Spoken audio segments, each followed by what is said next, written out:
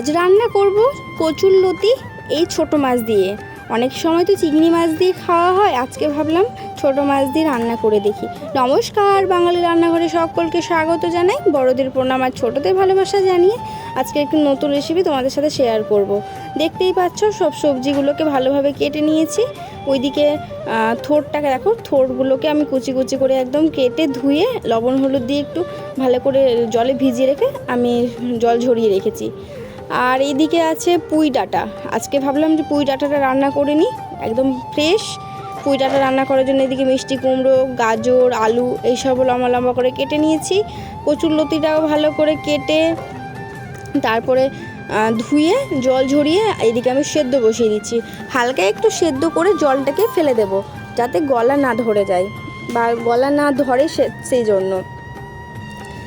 এই জন্য এদিকে লবণ হলুদ একটু দিয়ে হালকা একটু সেদ্ধ বসাবো। আর থোড়টা ভাজা করব, সেই জন্য ওটাকে আমি ভালোভাবে কালকে রাতে ওটাকে কেটে রেখে দিয়েছিলাম হালকা একটু লবণ আর হলুদ জলে, তাহলে কষটা বেরিয়ে যাবে। এইভাবেই রান্নাটা করি।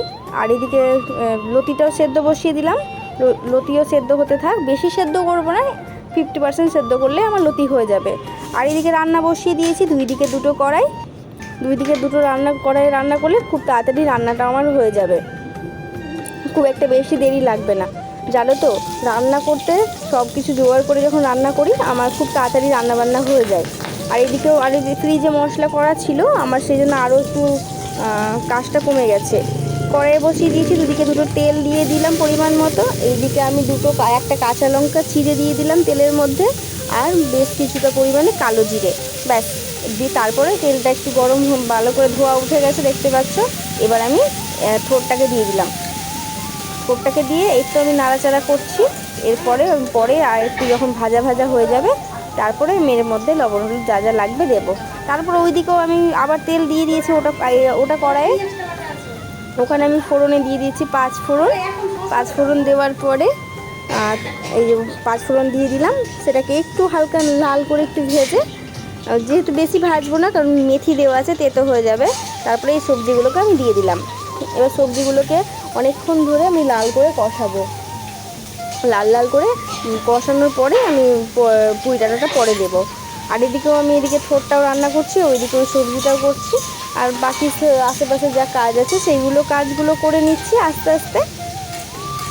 এদিকে ভিডিও শ্যুট করছি, আর এদিকে রান্নাবান্না করছি। আমার এই ভিডিওগুলো তোমাদের কেমন লাগছে সেটা আমাকে কিন্তু কমেন্ট করে জানাবে। জানো তো, আমি ছোটোবেলা থেকে এই রান্নাবান্না ভীষণ ভালোবাসি, বা একা হাতে সম্পূর্ণ রান্না গুছিয়ে করতেও পারি। এমনটা নয় যে নিজের প্রশংসা নিজেই করছি, সত্যি বলতে আমি একা হাতে গুছিয়ে বেশিরভাগ রান্নাবান্না করে নিতে পারি, আমার কাউকে দরকার হয় না। আর এইদিকে দেখো, থোড়ের মধ্যে আমি লবণ হলুদ দিয়ে দিয়েছি, দেওয়ার পরে এটাকে আমি হালকা করে ভালো করে নাড়াচাড়া করছি। আর ওইদিকে ফ্রিজের মধ্যে পেস্ট করা ছিল মশলা, ওই আদা রসুন একটু পেঁয়াজ শুকনো লঙ্কা এইসবই, টমেটো, সেটা মশলাটা দিয়ে দিয়েছি।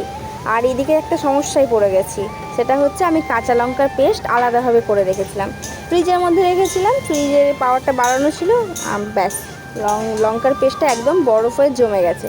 সেটা ভেঙেও আমি দিতে পারছি না, হালকা একটু গলছে আর তারপরে দিচ্ছি। সেই জন্য এবার ব্যবহার করলাম এখানে শুকনো লঙ্কার গুঁড়ো, যেহেতু কাঁচা লঙ্কার পেস্টটা আমি দিতে পারছি না, একদম জমে গেছে। দিয়ে লবণ হলুদ আর লঙ্কার গুঁড়োটা দিয়ে, আর ওই যে বেটে রাখা যে পেস্টটা করেছিলাম সেটা দিয়ে আমি ভালোভাবে মশলাটাকে কষাচ্ছি তরকারিটা। আর এদিকে এই ভাজাটাও আমার অনেকটা হয়ে গেছে, দেখো অনেকটা কালার চেঞ্জ হয়ে গেছে থোড়ের। আর থোড়টা না একদম পুরোপুরি যে সেদ্ধ হয় তা কিন্তু না, একটু কচকচ করবেই। ওই জন্য এর মধ্যে আমি এবার দিয়ে দিলাম হালকা একটু সর্ষে বাটা, এখানে সর্ষে পোস্ত, একটু কাঁচা লঙ্কা রসুন এইসবই দেওয়া ছিল, সেটারই পেস্ট এর মধ্যে এবার দিয়ে দিলাম, দিয়ে হালকা একটু নাড়াচাড়া করব।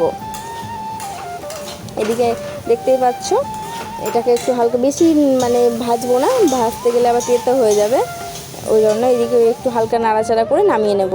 আর এদিকে আমার কচুরলতিটাও সেদ্ধ হয়ে গেছে, এদিকে আমি কচুরলতিটা ভালোভাবে ধুয়ে জল ঝরিয়ে রাখবো। দেখতেই পাচ্ছ আমি ভালোভাবে একটু ধুয়ে নিচ্ছি যাতে একটু গলা না ধরে। আমি কচুর শাক বা যে কোনো কিছু করি একটু ভালোভাবে ধুয়ে জলটা ফেলে দেওয়ার চেষ্টা করি, তাতে গলাটা ধরার চান্স খুব কম থাকে।